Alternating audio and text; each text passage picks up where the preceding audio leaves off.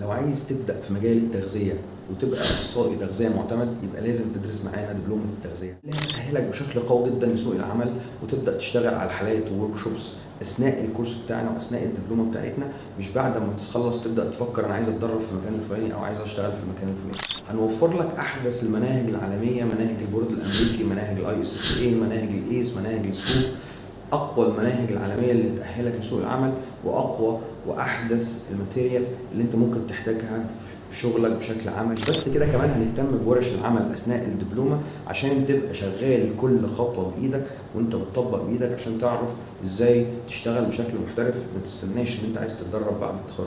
المشوار بتاعنا ما بينتهيش عند كده، لكن الدعم بيستمر حتى بعد التخرج. نوفر لك اقوى الاعتمادات عشان تبقى مرخص وشغال بشكل عملي وشغال بشكل نظري وشغال بشكل قانوني، معاك كارنيه اخصائي التغذيه معتمد من نقابه المهن التجميليه. وكمان هنوفر لك اقوى الاعتمادات العالميه، اعتماد البورد الامريكي. لو عايز تعرف اكتر عن دبلومات التغذيه ابعت لنا رسائل او سيب كومنت واحنا هنرد عليك بكل التفاصيل، وابدا مشوارك دلوقتي.